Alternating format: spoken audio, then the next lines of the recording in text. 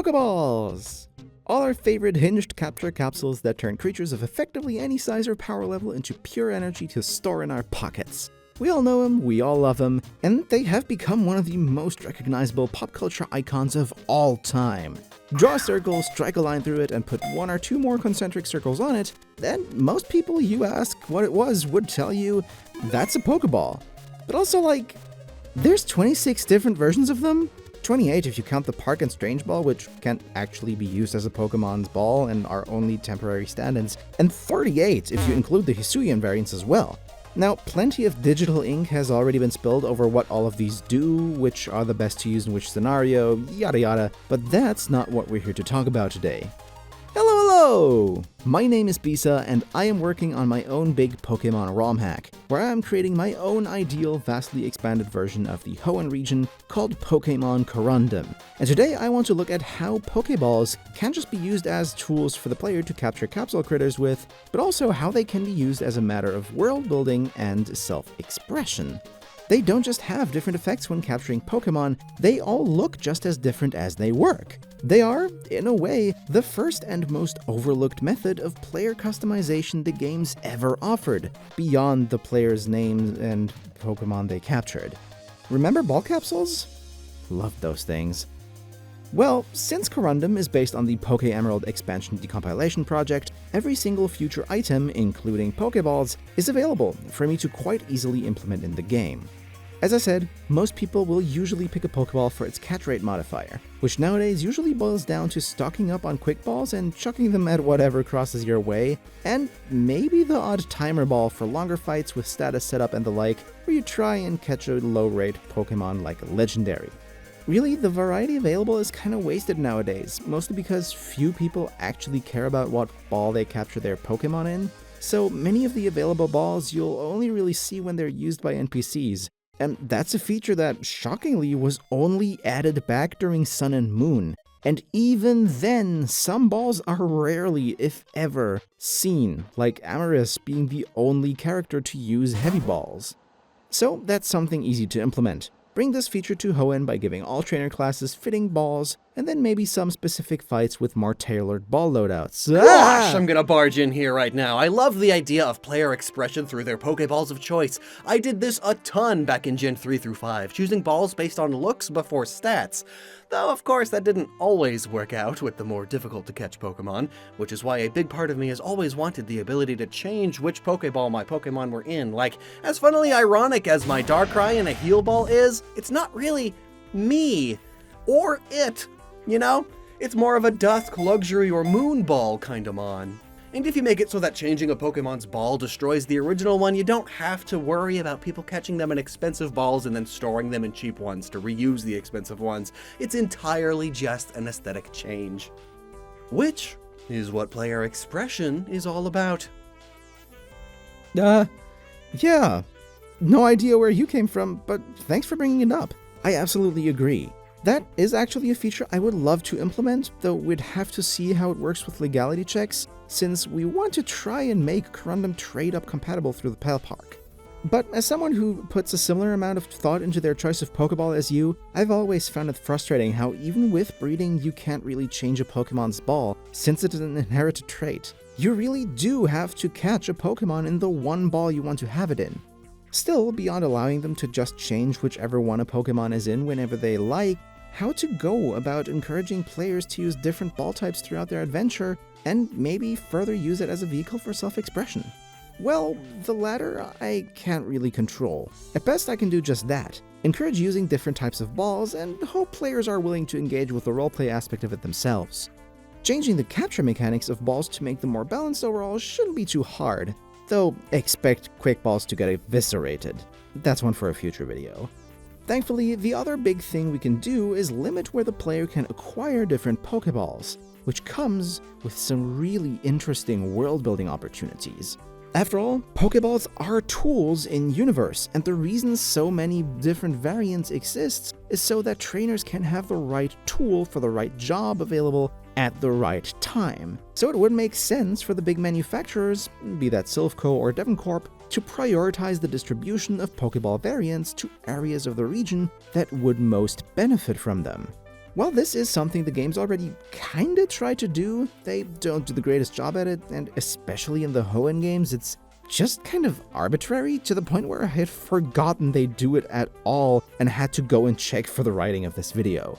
Doing this redistribution also comes with the added effect of emphasizing the increased size of the region in Corundum, which is important given that the maps in this hack are anywhere from 2 to 8 times bigger than in the original, and that's not even considering new locations.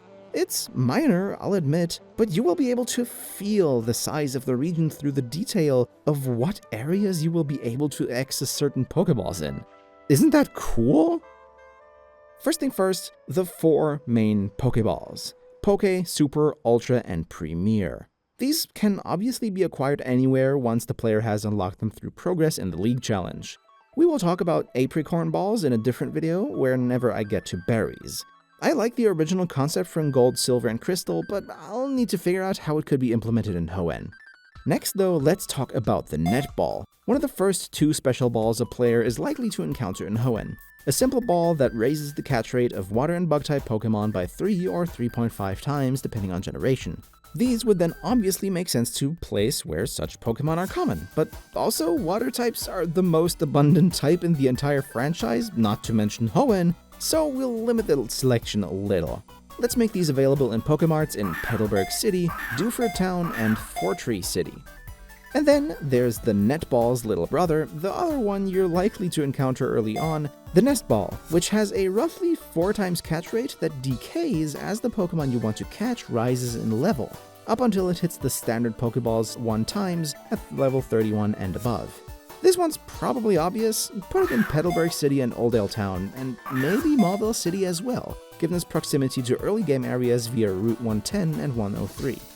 Now the Repeat Ball, another favorite of mine. This one's interesting to find a world-building explanation for, but I think I have a nice idea. The ball with a 3 times catch rate modifier on Pokemon already registered in your decks can be offered in places where, well, there might be a high demand for repeatedly catching the same Pokemon. Let's put them in Dewford and Philarber Town for the fishermen who go out to catch Magikarp all day, and for tourists who travel out to try and get their hands on as many different patterns of Spinda as they can find. What do they do with those poor Spinda? Dive Balls then can round out Hoenn's set of special balls by obviously being found in the watery areas of the region. Mossdeep City, Setopolis City, and Pacific Lock Town, though their effect I'll have to tweak. In Gen 3, they only have a 3.5 times modifier while diving, while in Gen 4 onwards this is extended to surfing and fishing as well. Technically, underwater also still gets a boost, but, well, it doesn't exist in the games anymore. That being said, I do want to preserve Gen 3's underwater specialty, and the Lure Ball will also be here to help with fishing, so I think I'll have the Dive Ball act as a 4 times multiplier underwater and a 3 times multiplier while surfing. Now before we move on to Sinnoh's special balls and onwards, you might have noticed that we're missing a few places and balls still. Terra Balls are a bit of a hard nut to crack since they're kind of a specialty tool, very circumstantial. Luxury Balls, too, are, as their name implies, a special luxury item that doesn't really have a specific use case. They're just really, really nice Pokeballs. These two, as well as all other balls, can be found in the Lily Cove department store, though now at a small markup, on a daily rotation in Slateport City's market, or for a discount with limited daily stock in Devoncorp HQ in Rustboro City. Now, as we actually do move on to the special balls introduced in Sinnoh, I have a bone to pick. I lied. We're not talking about quick balls in a future video. This thing. This stupid blue and yellow thing. I don't like these things. They are way too strong, they are way too cheap, and owing to those two, they are way overused. I'm sorry, but a 4 or 5 times catching modifier for the same 1,000 Pokédollars almost all special balls cost? That's just too much. Not to mention that, I don't know, something about them just looks so cheap. Obviously, Pokeballs in general are made with plastics, but something about the pattern and color choice of the Quick Ball makes it look even more plasticky and cheap. It's like a Walmart ball, and that extends to the roleplay-like player customization aspect too. When I see a Pokemon caught in a quick ball, it makes me feel like their trainer is just kinda lazy, running around chucking balls at Pokemon they come across, almost to the point of making their status as a trainer feel disingenuous to me. And yet, even more, it doesn't even work for the premise of this video. There's not much specialization to be had here. If anything, the quick ball is the antithesis of other specialty balls' specialization. It's basically the common man's specialty Pokeball. The hammer that makes every Pokemon you can throw it at look like a nail. It's just... Hold on a minute. That's it. The quick ball will be offered in Mauville City. Mauville, as part of the expansion it will receive in Corundum, is a travel-through tourism city. I don't like how Auras turned the city essentially into an arcology. Instead, I want to reinforce the vibe that it's a place in the middle of the region, built on people just coming through and leaving their money there, before they move on to wherever they're actually going. And I feel the quick ball fits that vibe perfectly.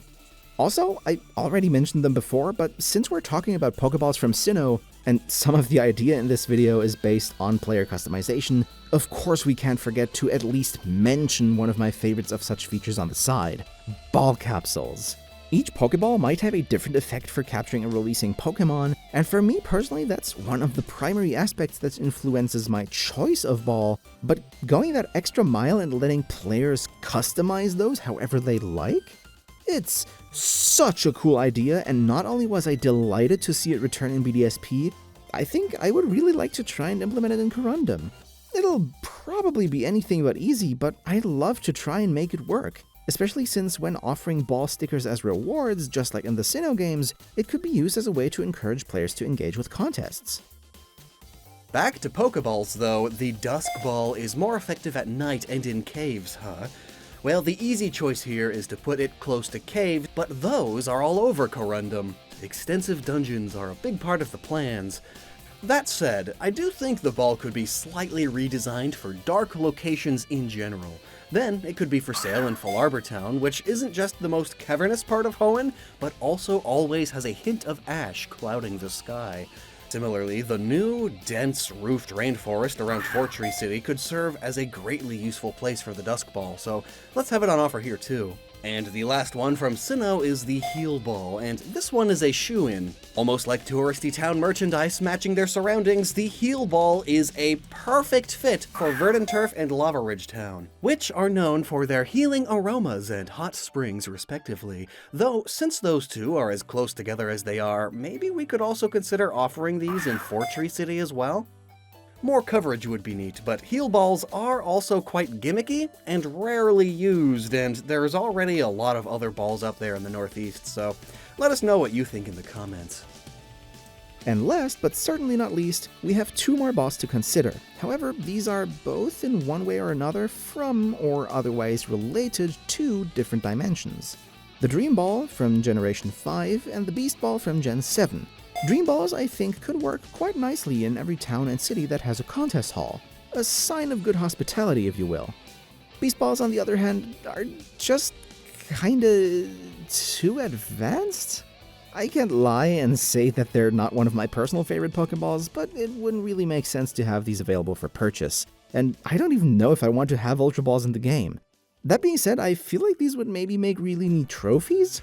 Maybe they could be rewards for new dungeons, and in the late game you need them as some kind of key for something even bigger? That's obviously future music, though I think the idea might have legs, but what do you think? How do you use Pokeballs? Do you just chuck whatever is most effective, or are you more picky with the capsules you keep your Pocket Monsters in? And what do you think about my idea of using Pokeball availability for world building like this? Maybe you even have some of your own ideas. Let me know about all that in the comments below. At this point, I have to give a huge thanks to my channel members and patrons who remained so patient and continued supporting me through my hiatus. It really, really means the world to me, and over the next few months, I will do my best to really return to regular uploads and make sure that the support was really worth it. A special thanks also to Lockstin for helping me with and appearing in both this and my previous video, and of course, thank you very much for watching. I'll see you again either tomorrow on Pokemon Day for a live stream or for the next video where, as a little change of pace, we will talk about Corundum's Ultimate Endgame Challenge. And until then, Have a good one.